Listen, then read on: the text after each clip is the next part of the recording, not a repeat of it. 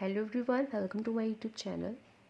तो हम बात कर रहे थे हेरोल्ड गारफिंकल के जो कॉन्सेप्ट है जन विधि एथनोमेथोडोलॉजी उसके बारे में। तो एक वीडियो मैंने अपलोड कर दी है इसकी कि क्या है डेफिनेशन और क्या है सिद्धांत गारफिंकल का। वो वीडियो नहीं देखी है तो डिस्क्रिप्शन में उसका लिंक सेंड कर दूँगी या डिस्क्रिप्शन में मैं उसका लिंक मेंशन कर दूँगी, वहाँ से डायरेक्ट विजिट कर लीजिएगा। तो आज हम जो ये कॉन्सेप्ट है जन विधि एथनोमेथोडोलॉजी उसकी विशेषताएं देखेंगे। एग्ज़ाम में पूछ ली जाती हैं विशेषताएं भी। तो चलिए स्टार्ट करते हैं वीडियो। अभी तक आपने हमारा चैनल नहीं सब्सक्राइब किया तो प्लीज़ सब्सक्राइब माय चैनल, और वीडियो अच्छी लगे तो लाइक करिए, और एनी क्वेरी एनी सजेशन तो कमेंट बॉक्स में मेंशन कर सकते हैं। तो चलिए स्टार्ट करते हैं। गारफिंकल का जो ये कॉन्सेप्ट था जन विधि विज्ञान, जन विधि एथनोमेथोडोलॉजी, इसमें इन्होंने बुक जो गारफिंकल है स्टडी इन एथनोमेथोडोलॉजी 1986 में लिखी थी ये बुक। ठीक है, इसमें इन्होंने अपने जो कॉन्सेप्ट के बारे में है बताया है कि जो दैनिक दिनचर्या होती है उसमें लोग शब्दों को या बातों को कैसे अर्थों में लगाते हैं, उस अर्थ को ही सभी मान्यता प्रदान कर देते हैं। तो उस बारे में इन्होंने बात की। और तो इसकी विशेषताएं देख लेते हैं कि ये जो कॉन्सेप्ट है इसकी क्या विशेषता है सिद्धांत की। यह पारस्परिक क्रियाओं द्वारा ही है। ये जो कॉन्सेप्ट है ये पारस्परिक क्रियाएं इसमें होती हैं। ठीक है, और इसका यह पारस्परिक क्रियाओं द्वारा ही होती है और लोग समाज की यथार्थता को समझने की कोशिश करते हैं, मतलब वास्तविकता को। या यथार्थता जो दुर्खिम ने सामाजिक तथ्य की तरह बताई है, इसका व्यक्ति पर दबाव होता है, इसे व्यक्ति बनाए रखता है और समाज और समय आने पर व्यक्ति इसे बदल भी सकता है। ठीक है, पारस्परिक क्रियाओं के बारे में भी देख लेते हैं। पारस्परिक क्रियाएं क्या है? पारस्परिक क्रियाएं आत्मवाचक होती हैं। अभी हमने आत्मवाचक जो इन्होंने कॉन्सेप्ट दिया था उसकी जो पारस्परिक क्रियाएं होती हैं वो कैसी होती हैं। हमारी अधिकांश पारस्परिक क्रियाएं जो होती है वास्तविकता को टिकाऊ बनाए रखने के लिए होती हैं। ठीक है, जो अधिकांश जो पारस्परिक क्रियाएं हमने इंटरेक्शन किया, वो जो क्रियाएं होती हैं वो वास्तविकता को बनाए रखने के लिए होती हैं। निर्देशिका का क्या अर्थ होता है? निर्देशिका जो क्रियाएं होती है व्यक्ति अपनी अभिव्यक्ति करते हैं तब वे किसी न किसी संदर्भ या निर्देशिका से जुड़े होते हैं। कहने का मतलब ये है कि जब वे पारस्परिक क्रिया में होते हैं तो व्यक्ति अपनी जो अभिव्यक्ति करता है तब वे किसी न किसी संदर्भ या निर्देशिका में जुड़े होते हैं। पारस्परिक क्रिया को कोई भी अर्थ बेमतलब होता है जब तक किसी संदर्भ या निर्देशिका से वह जुड़ा नहीं होता। बिना किसी विशेष संदर्भ के हम व्यक्ति के बीच में होने वाली पारस्परिक क्रियाओं को नहीं समझ सकते।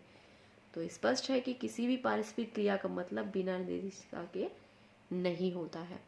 वास्तविकता के बारे में सामान्य साझेदारी, जैसे समाज को समझने के लिए वे जिन तकनीकों को काम में लेते हैं, क्या ये तकनीकें सभी लोग समान रूप में काम में लाते हैं, ये भी बहुत इम्पॉर्टेंट होता है।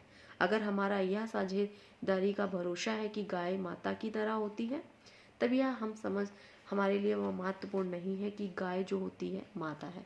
महत्वपूर्ण यह है कि यह तकनीक से, जैसे हम गाय को माता मानते हैं, किसी भांति हम इसे अपनी रोटी से रोटी खिलाते हैं, तिथि त्योहार पर इनकी पूजा करते हैं, इसे एक पालतू और पशु मानते हैं, और सामाजिक वास्तविकता का जो तथ्य होता है महत्वपूर्ण नहीं होता। महत्वपूर्ण है कि व्यक्ति द्वारा अपनाई गई विधि, जो विधि गाय है, गाय को हम रोटी खिला रहे हैं, ये एक विधि है जो सभी करते हैं, सभी एक चीज को एक्सेप्ट करते हैं। वो आगे है जन विधि सिद्धांत की निरंतरता। इसमें जो थिंकर हैं वो कहते हैं कि सामाजिक यथार्थता के विषय में हमारे जो भी विश्वास हैं वे क्षणिक नहीं होते, इसमें निरंतरता है। कंटिन्यूटी जो होती है बनी रहती। कोई भी गाय माता रातों रात नहीं हो जाती। कहने का मतलब ये है, यदि कोई कॉन्सेप्ट है यदि बनता है तो उसमें कोई भी चीज़ विधि बनती है तो तुरंत नहीं बनती। धीरे धीरे वो धारणा लोगों को उस शब्द पे पकड़ लेनी पड़ती है, उसको समर्थन लेना पड़ता है, ये मतलब है। उपसंहार में देख लेते कंक्लूजन क्या है।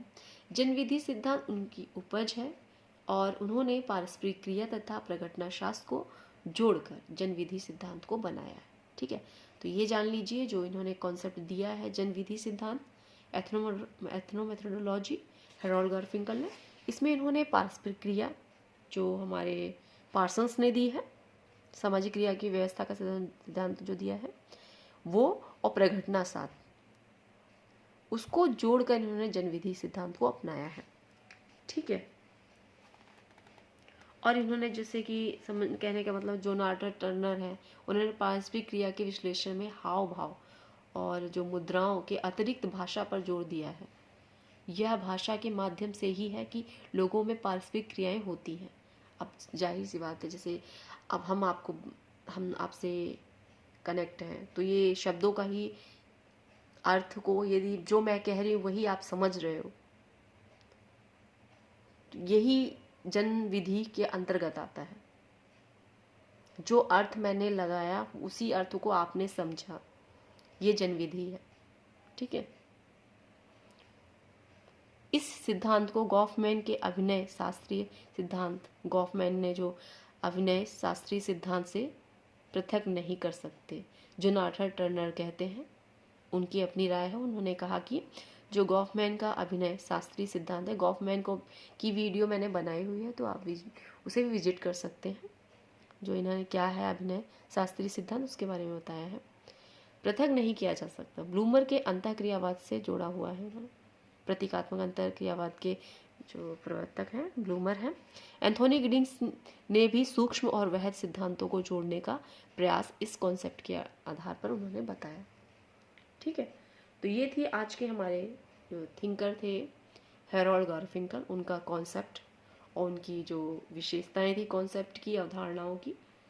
आई होप आपके लिए काफ़ी हेल्पफुल रहे होंगे, और यदि वीडियो अच्छी लगी हो तो लाइक ज़रूर करें और ज़्यादा से ज़्यादा शेयर करें, सब्सक्राइब करें चैनल को। नेक्स्ट वीडियो में हम आगे के जो हमारे थिंकर हैं, हम वीडियो जो मॉडर्न थिंकर हैं उनको कवर कर रहे हैं, तो अल्थुज़र हमारे नेक्स्ट थिंकर हैं, तो उन्हें हम देखेंगे, उनका जो कॉन्सेप्ट है वो देखेंगे।